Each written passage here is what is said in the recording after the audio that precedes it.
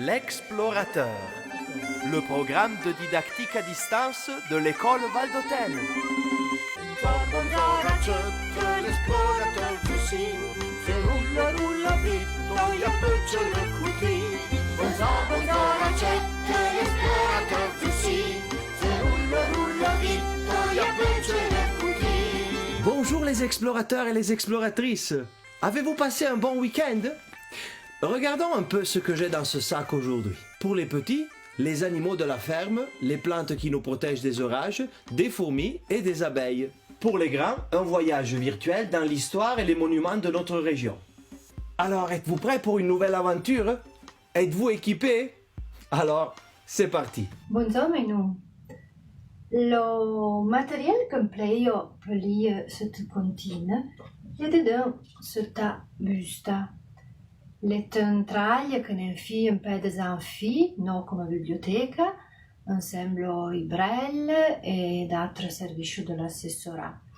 Dans la buste, nat le pegno levrette, nat de la pegna bibliographie, de proposte de lecteur, et nat de Marca Paz. Ania, bonelliolo. Lo puzzo va ai bruc. L'undei va a liv. Lo grudei filo foie. Lo dei della verzetta mettusi la polenta. Et lo pipicciu minge tot. Salut les petits, moi je m'appelle Ilenia et aujourd'hui je vais vous faire écouter une comptine qui est blanche avec des taches. C'est la vache. Qui a des petits frisons? C'est le mouton. Qui est tout rose et rond? C'est le cochon. Qui est doux comme un câlin? C'est le lapin. Qui galope et qui cavale? C'est le cheval. À bientôt les enfants.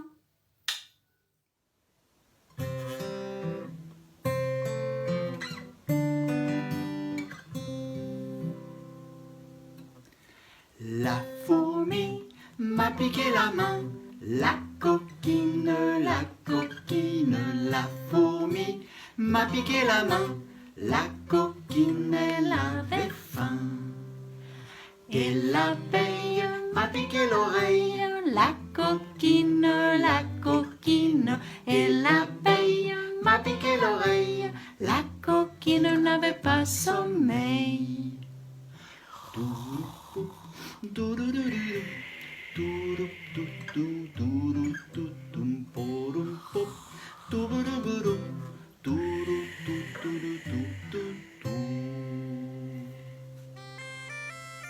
Eh oui, les abeilles ça pique, ça fait mal et après on a des boutons. Mais elles produisent du miel aussi. Miam miam. Avez-vous peur des insectes? Non? Et de quoi avez-vous peur? Allez, racontez-moi. Les enfants de Planfelina avaient peur de la foudre, mais ils ont découvert une plante qui nous protège des orages, la joubarbe des toits. Écoutons son histoire. Éloi et la joubarbe de toit. Il était une fois Éloi, un petit garçon qui gardait des chèvres dans la montagne avec son grand-père Jupiter. Jupiter était un vieux berger qui avait une longue barbe blanche. C'était la première fois que Éloi travaillait là-haut, si haut dans la montagne, et il avait un peu peur. Il ne connaissait pas les chèvres, il ne savait pas comment on vit sur un alpage. Il était loin de ses parents, loin de sa maison avec sa télévision, son ordinateur et tous ses jouets préférés. Heureusement, Jupiter travaillait ici depuis très longtemps. Il lui dit: « Ne t'inquiète pas, ici, sur l'alpage, ce n'est pas comme en ville. C'est différent, mais c'est très intéressant. Les bergers habitent dans ce petit chalet en bois. Et tout autour, c'est la nature. Tout est grand, tout est sauvage. Et les chèvres sont de petites coquines qui aiment bien jouer et se cacher. Nous allons rester ensemble tout l'été et tu vas prendre plein de belles choses. Je te le promets. Grand-père Jupiter dit toujours. La vérité. Alors Eloa, il se dit. Super, même si ici tout est différent, tout est grand, tout est sauvage, je vais bien m'amuser. En effet, les chèvres sont devenues ses meilleures amies. Elle était vraiment coquine et elle le suivait partout dans la montagne. Et quand elle s'arrêtait pour brouter de la bonne herbe et des jolies fleurs, grand-père Jupiter racontait des histoires sur la montagne aux petits garçons. Les journées étaient belles et tout le monde était content. Mais une nuit, de gros nuages ont recouvert le ciel avec des éclairs et du tonnerre qui ont réveillé le petit garçon dans son lit. Kssi, kssi, boum! Quel bruit! Grand-père, grand-père, j'ai peur. Je déteste l'orage. Je veux rentrer chez moi. Grand-père Jupiter s'est réveillé lui aussi. Ne t'inquiète pas, mon petit. Ce n'est rien. Nous sommes en sécurité. Demain, je te montrerai pourquoi. Grand-père Jupiter dit toujours. La vérité. Alors Eloa s'est calmé et il s'est rendormi. Le lendemain matin, l'orage était fini. Après le petit déjeuner, Jupiter allait chercher des jumelles et les a données à son petit-fils. Prends ces jumelles et regarde le toit de notre chalet. Le toit de notre chalet. Oui, regarde bien. Ce sont des joubarbes, a dit le grand-père. Des joubarbes de toit. Elles poussent partout en montagne, mais nous, on les fait pousser sur le toit. Mais pourquoi? Parce qu'on dit que les joubarbes de toit protègent des éclairs. Si tu en as sur le toit de ton chalet, si tu en as sur le toit de la chèvrerie, la maison des chèvres, tout le monde sera protégé. Eloi a regardé et, surprise, sur le toit du chalet, il a vu qu'il y avait plein de petits fleurs roses comme des étoiles. Grand-père Jupiter dit toujours. La vérité. Mais Eloi a tout de même été très étonné. Et ce jour-là, quand il est allé garder ses coquines de chèvre, il a cueilli 2 petites étoiles roses, 2 joubarbes, des toits qui poussaient sur un rocher. En rentrant à l'alpage, il les a donnés à Jupiter. Tiens, grand-père, une joubarbe pour le toit du chalet et une joubarbe pour le toit de la chèvrerie. On ne sait jamais. Alors grand-père Jupiter a pris son échelle. Il a pris les 2 nouvelles joubarbes et il les a posées avec un peu de terre sur le toit du chalet et sur le toit de la chèvrerie. Il y eut encore beaucoup d'orages cet été, beaucoup de tonnerre et beaucoup d'éclairs. Brum, qui Mais Eloi n'avait plus eu peur. Il était loin de ses parents, loin de sa maison avec sa télévision, son ordinateur et tous ses jouets préférés. Mais il était surtout très heureux d'être ici, avec grand-père Jupiter, les chèvres coquines et les petites étoiles roses de la joubarbe de toit. Êtes-vous fort en anglais? Notre amie Maggie nous propose de réviser les chiffres de 1 à 20 grâce à une comptine. Courage, répétez après elle. 1, 2, buckle my shoe, go! Hello, my little friends. My name is Maggie, and today we are going to learn how to count from 1 to 20. Woohoo! With a little short nursery rhyme. Okay, so when you're ready, let's go. 1, 2. Buckle my shoe. 3, 4. Open the door. I slept all night on a big white ship. 5, 6. Pick up sticks. I woke up with a sunrise on the sea. 7, 8. Lay them straight. 9, 10. A good fat hen. 11, 12. Dig and delve. 13, 14.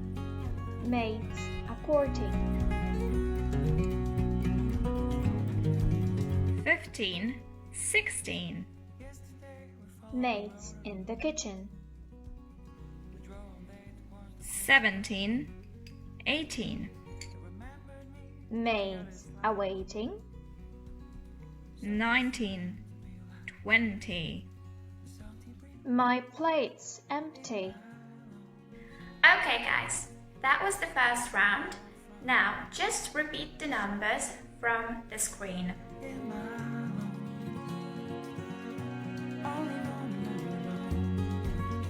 Buckle my shoe.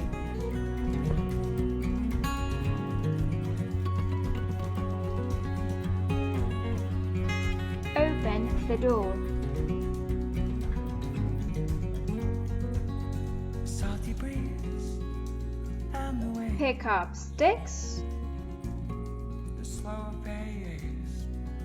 The salty breeze and the way Lay them straight.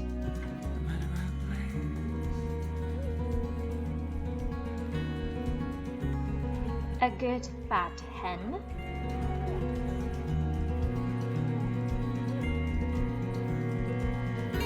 Dig and delve.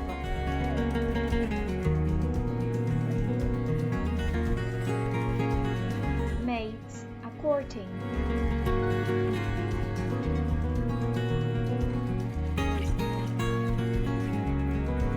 Mates in the kitchen.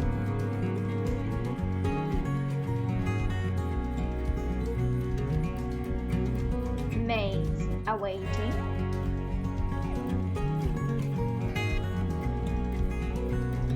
My plate's empty. 1, 2. Buckle my shoe. 3, 4. Open the door. 5, 6. Pick up sticks. 7, 8. Lay them straight. 9, 10. A good fat hen. 11, 12. Dig and delve. 13, 14. Mates a-courting. 15, 16. Mates in the kitchen. 17, 18. Mates awaiting. 19, 20. My plate's empty. Alors, avez-vous appris à compter jusqu'à 20 en anglais? C'est facile avec Maggie, n'est-ce pas? Je vous propose maintenant une vidéo sur le cryptoportique du Forum d'Ost. Savez-vous où il se trouve? À quelle époque fut-il bâti? Quelle en était la fonction? La vidéo qui suit répond à toutes ces questions et à tant d'autres. Mais comment était-il ce cryptoportique quand il était animé de citoyens romains? Que faisait-il dans ce lieu mystérieux? Je vous propose de noter toutes les informations qui vous permettent de répondre à ces questions. Et puis de créer un dessin, un collage, une maquette, une vidéo qui nous montre le cryptoportique animé.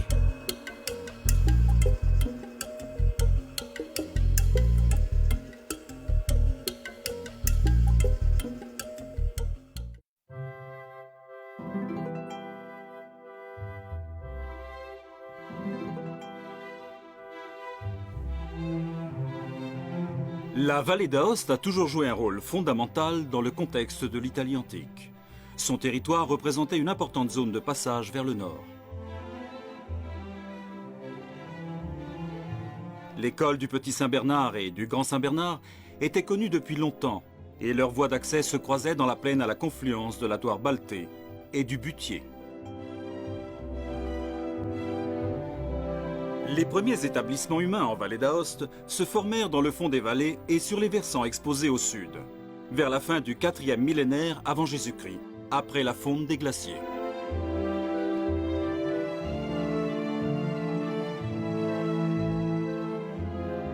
Du fait de ses caractéristiques environnementales, la région fut peuplée de façon stable dès le début du 3e millénaire avant Jésus-Christ, et pendant l'âge du bronze et l'âge du fer, comme en témoignent les nombreux objets retrouvés.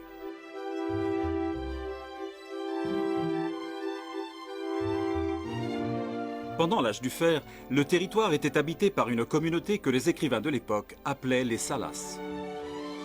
Ce peuple fut colonisé par les Romains qui s'intéressaient à son territoire car il représentait une voie de transit importante et était riche en minerais de fer et de cuivre. En l'an 100 avant Jésus-Christ, la fondation de la cité romaine d'Eporedia, actuelle Ivrée, laissait présager l'attaque des Romains dans la partie la plus orientale de la vallée, occupée par les Salas. Une inscription gravée dans un bloc de pierre témoigne que les Salas s'insérèrent dans la nouvelle organisation sociale romaine après une longue résistance.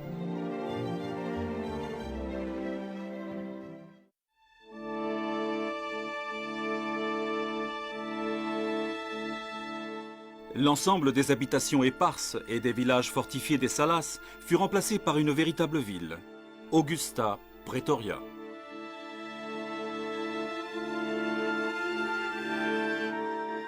Le choix de la localisation de cette cité fut influencé par la morphologie du territoire. L'Adoire Balté et le Butier fixaient des frontières naturelles bien précises. Les itinéraires qui menaient au col du Petit et du Grand Saint-Bernard actuel se croisaient dans la plaine d'Aoste, qui était également la plus étendue de toute la vallée. C'est là que fut construite la cité. Augusta Praetoria, fondée en 25 avant Jésus-Christ, devint ainsi l'un des éléments du projet administratif de l'Empire romain et en même temps un point stratégique de défense sur la ligne des frontières alpines. L'historien Strabon, qui célèbre Auguste, raconte que la fondation de la cité nécessita le travail de 3000 hommes. Augusta Praetoria fut construite dans le plein respect d'un projet bien défini. Le réseau routier de la cité fut tracé sur les parcours des 2 routes qui traversaient la région. Le Decumanus Maximus, qui la traversait d'est en ouest, et le Cardo Maximus, qui était orienté nord-sud. Le mur d'enceinte entourait une aire de forme rectangulaire de 41 hectares, d'une longueur de 720 mètres et d'une largeur de 574 mètres. Les murs étaient construits avec des pierres et du mortier, revêtus de blocs de calcaire sur le côté extérieur et renforcés par des contreforts et des terre-pleins à l'intérieur. Sur le mur d'enceinte se dressaient à intervalles réguliers les tours de défense. On entrait dans la ville par les 4 portes principales. À l'est du Decumanus Maximus se dressait la porte prétorienne, qui était l'entrée la plus importante de la ville, et à l'ouest, la porte Decumana. En revanche, la porte Principalis Dextera et la porte Principalis Sinistra étaient situées sur le Cardo Maximus. L'espace intérieur de la cité était divisé en îlots, qui avaient une dimension de 75 mètres par 57,50 mètres. La largeur des routes variait en fonction de leur importance, de 4 à 9,5 mètres. Les édifices publics occupaient une zone précise de la cité. Le théâtre, l'amphithéâtre et les thermes furent construits dans la zone la plus élevée.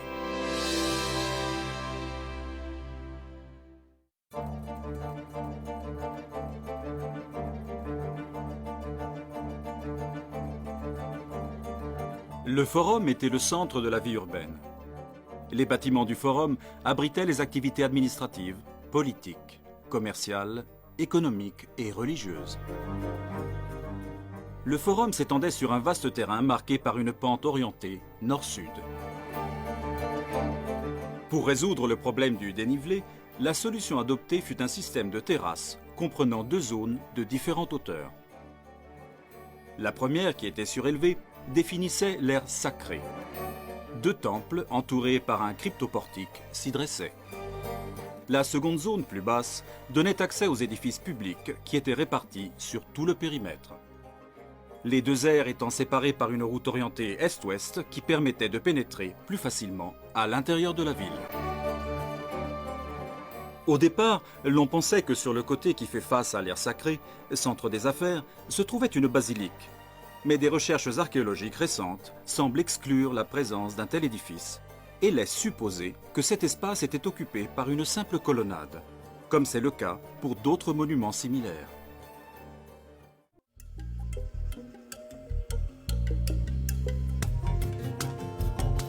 Le forum d'Augusta Praetoria était une construction spectaculaire.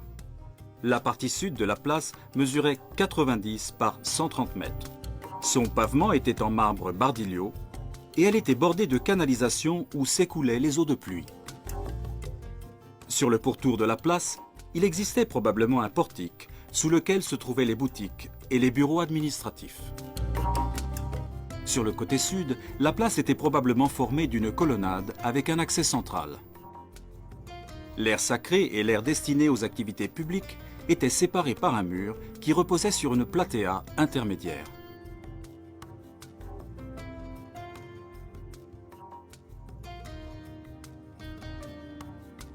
Le cryptoportique, qui soutenait le portique supérieur sur tout son périmètre, entourait l'aire sacrée sur 3 côtés.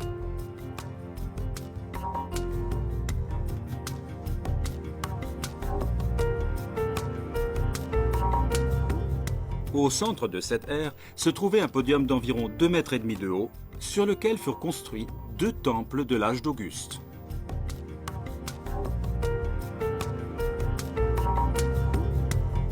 Voilà ce qu'embrassait le regard du citoyen romain au 1er siècle avant Jésus-Christ, qui se promenait dans le forum.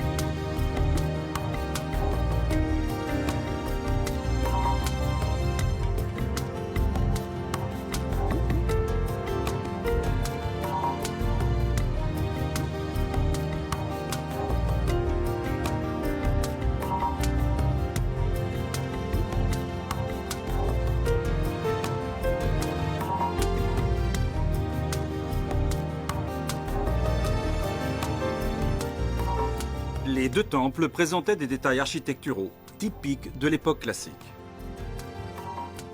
Des caractéristiques semblables à celles des temples d'Aoste peuvent se retrouver dans d'autres constructions de l'époque romaine.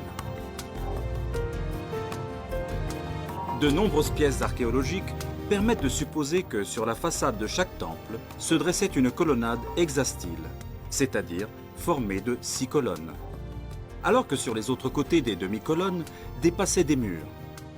Les colonnes étaient cannelées et soutenaient des chapiteaux corinthiens.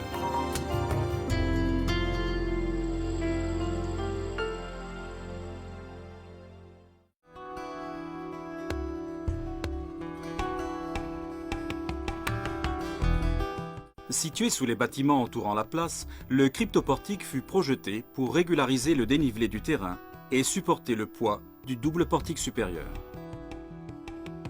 Sa partie enterrée était constituée de 2 galeries parallèles à voûte en berceau.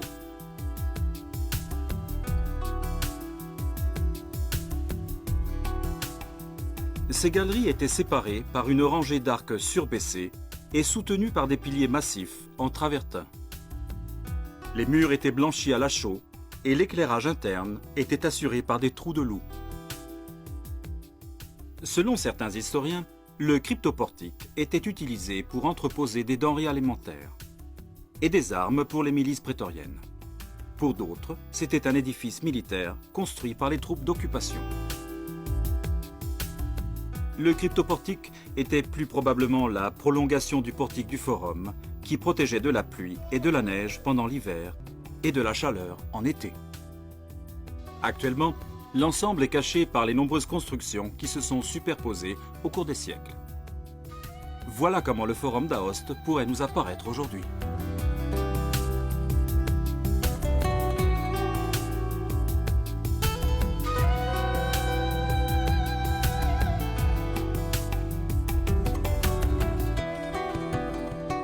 N'hésitez pas à nous envoyer vos créations à l'adresse lascuolanonsifermavidia@scuole.videa.it.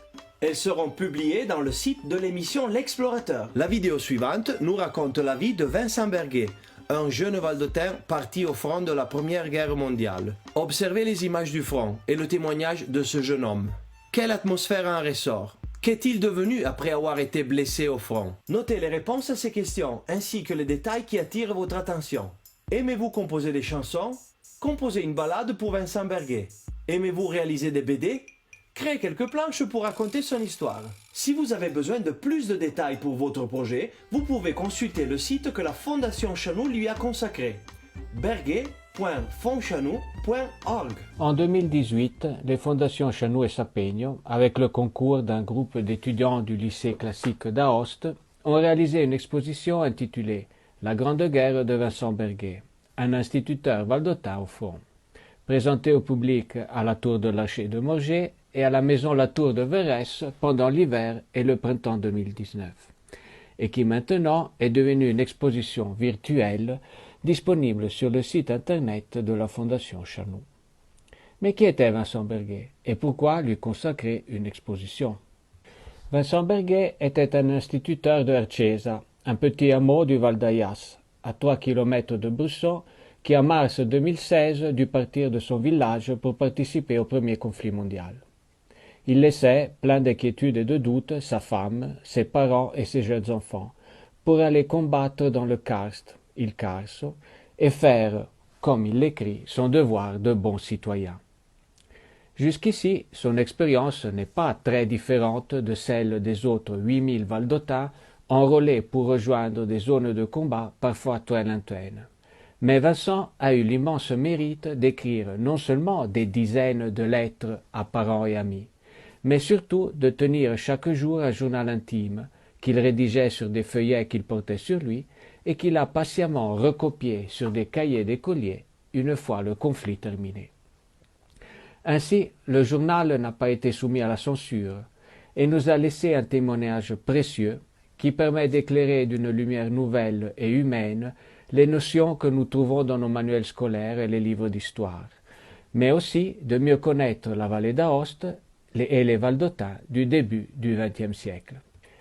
Les pertes pour l'armée italienne avaient été considérables dans les premiers mois de guerre et il fallait avec urgence reformer les bataillons décimés.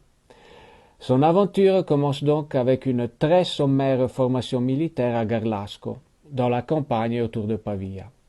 Il y observe, avec les yeux attentifs d'un paysan, la vie des champs, si différente de celle de montagne à laquelle il est habitué.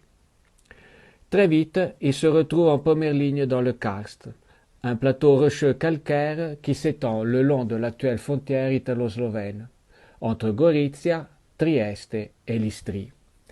Ici, lors de batailles sanglantes, l'armée italienne essaya en vain de franchir les lignes austro-hongroises pour rejoindre Trieste et de là le centre de l'empire des Habsbourg. Les caractéristiques du sol rocailleux, où il est très difficile de creuser des tranchées profondes, y ont rendu les combats particulièrement difficiles et extrêmement meurtriers. Vincent Berguet nous livre, dans son journal, des descriptions de la vie de tranchées saisissantes et remarquables de justesse malgré leur simplicité. Que ce soit quand il fait le récit des moments de combat, un boulet vient éclater à ma droite, le coup est étourdissant, on reste pour un moment sourd et enveloppé dans une fumée si épaisse qui nous plonge presque dans l'obscurité complète. On respire avec fatigue, un air qui presque asphyxie et sent horriblement la poudre. Et quand on ouvrait les yeux, c'était l'horreur. Partout on entendait des explosions, des plaintes, des cris, des invocations. J'arrive dans la première ligne ennemie et horreur.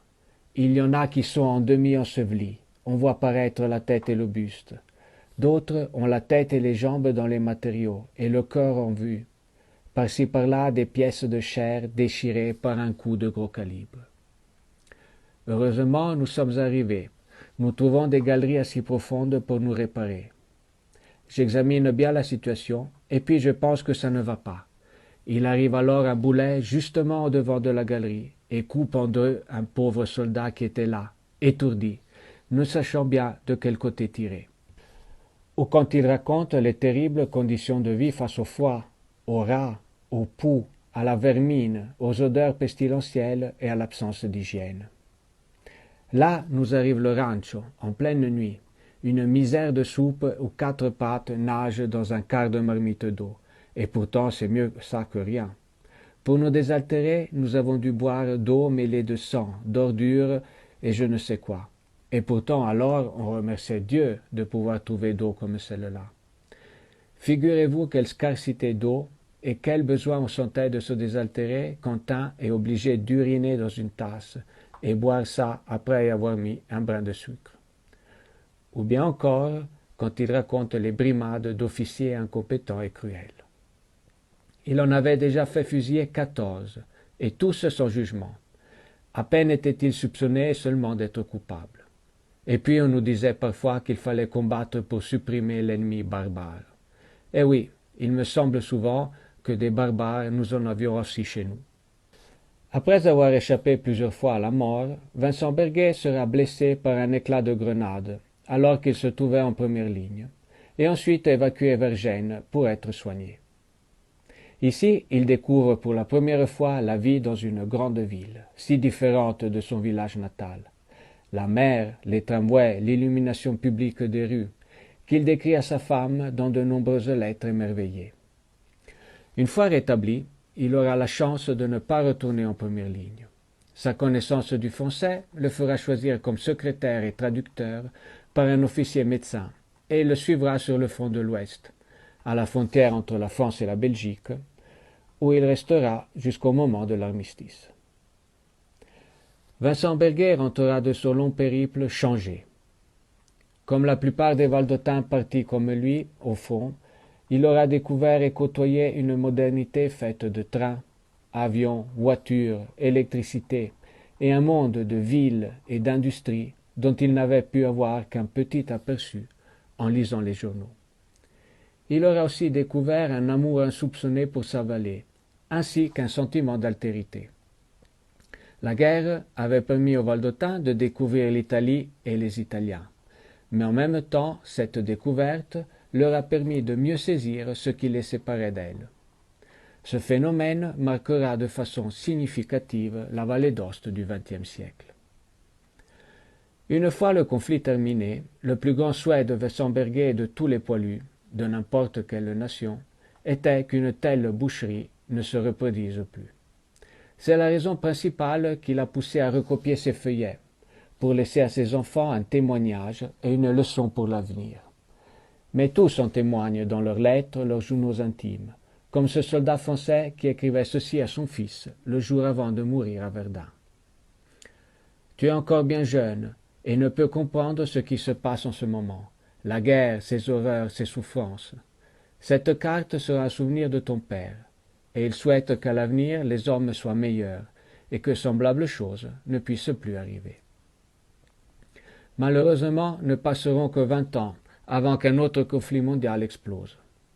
Le fils de Vincent, Francesco, connaîtra lui aussi la guerre et la prison. Lui aussi écrira à sa famille, et ses lettres connaîtront elles aussi la censure. Notre émission se termine par le premier épisode d'une mini-série qui va nous accompagner le long de toute la semaine. Elle présente les casernes, les châteaux et les fortifications qui émaillent la Val Grisanche. Les ruines d'un bâtiment au milieu d'un pré de haute montagne. Une vue fréquente, surtout là où les pâturages ne sont plus exploités depuis longtemps. Mais ce bâtiment ne paraît pas une étable, ni une fromagerie, ou un grenier, ou un mayen.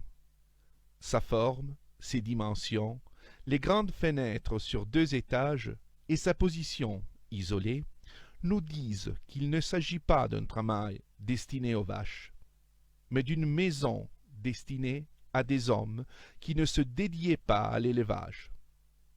Ces ruines représentent les restes de la caserne des carabiniers du col du Mont, à Val-Grisanche, qui témoignent de l'importance du col dans l'histoire de la vallée d'Aoste. Avec ses 2636 mètres d'altitude, le col du Mont offre un passage aisé entre la Val Grisanche et les communes de Tignes et Sainte-Foy-en-Tarentaise, en Savoie.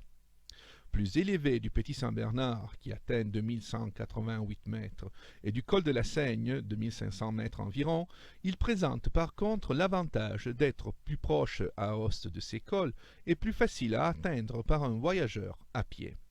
En plus, l'accès à la Val Grisanche se trouve en deçà de la Pierre Taillée, la gorge de la Douare qui sépare la vallée centrale et la plaine d'Aoste de la Val d'Igne. Cet aspect donne au col du Mont une importance majeure au point de vue militaire. En effet, si un envahisseur provenant de la Savoie avait franchi le Petit Saint-Bernard et occupé la Val d'Igne, il aurait dû encore surmonter les défenseurs de la Pierre Taillée, avant de déboucher sur la plaine d'Aoste. Tandis qu'une armée passant par le col du Mont aurait eu chemin ouvert jusqu'à Montjovet, voire la forteresse de Bar. Cette importance militaire est témoignée par le grand nombre de casernes, châteaux et autres fortifications dont on trouve encore les vestiges sur le territoire de deux communes qui se partagent cette vallée, Arviers et Val-Grisanche. Cette émission présentera quelques-uns de ces ouvrages expliquant leurs fonctions et les vicissitudes historiques qui conduisirent à leur construction et à leur emploi. Pour mieux comprendre le rôle du col du Mont dans l'histoire des communications transalpines, il convient de remonter à l'époque romaine. L'un des documents les plus importants de l'Antiquité est la carte de l'Empire connue par le nom de Tabula Peutingeriana. Conservée à Vienne en copie du XIIIe siècle, elle représente le réseau routier de l'Empire entre le 1er et le 4e siècle après Jésus-Christ. Ce n'est donc pas une carte géographique traditionnelle, mais plutôt une carte de route destinée au service de postes publics, qu'on peut rapprocher au plan des transports d'aujourd'hui. Ainsi, les localités y sont indiquées seulement si elles ont une importance pour les voyageurs, comme abri ou point de repère, avec l'indication des distances entre l'une et l'autre. À ce fin, outre aux villes, y sont indiquées les stations de poste du service des messagers, les mansiones, au singulier mansio, nom duquel dérive le mot français maison. Parmi ces mansiones est indiquée une seule localité entre Augusta Praetoria, Aosta, et Ariolica, le nom romain de la tuile. Cette localité est dénommée Arebrigium, un mot qui pourrait signifier devant une hauteur ou avant un pont. Certains historiens pensent que cette localité devait se trouver dans le territoire de la commune d'Arviers, entre le chef-lieu et les Vérognes. À ce propos, il est intéressant de rappeler la présence, à les Vérognes, tout près du pont, des vestiges d'un temple dédié aux divinités païennes, plus tard remplacé par la chapelle qui fut la première église paroissiale de la communauté. L'existence d'un lieu sacré démontre l'importance qu'à l'époque avait le passage et donc la communauté organisée autour de la Mansio. Le débouché de la Val Grisanche avait donc une certaine importance déjà à l'âge romain, probablement parce que les Vérognes représentaient un carrefour entre la route des Gaules portant au Petit Saint-Bernard et le chemin descendant du col du Mont. Cette importance dura bien au-delà de la chute de l'Empire romain, comme le témoignent les 4 châteaux qu'on trouve encore aujourd'hui dans la commune d'Arviers. Ces 4 châteaux sont celui de la Motte, dominant le chef-lieu d'Arviers près de l'église, le château de Montmailleur, au sommet d'un pilier rocheux à l'embouchure de la Val Grisanche, aujourd'hui en ruine, la maison fort de Planaval, contrôlant la petite plaine et le village homonyme, et le château de Rochefort, aujourd'hui disparu, dont l'existence est documentée par la base du sanctuaire érigé sur les fondations de la tour du château, qui dominait les Vérognes et les passages sur le pont du village. Chacun de ces châteaux contrôlait l'un des chemins qui portaient au col du Mont sur les 2 versants de la Val Grisanche. Bonne suite et fin d'émission. Et à demain pour une nouvelle aventure avec l'explorateur. Merci à tous ceux qui nous ont aidés à la réalisation de cette émission, malgré les difficultés du confinement. Au revoir les enfants. À très bientôt. Danke. Tschüss. Ciao. L'explorateur, le programme de didactique à distance de l'école Val d'Autun. Bonzara Cött, l'explorateur du Sine. Fait roula, roula vite, dans y'a peu de le coutil. Bonzara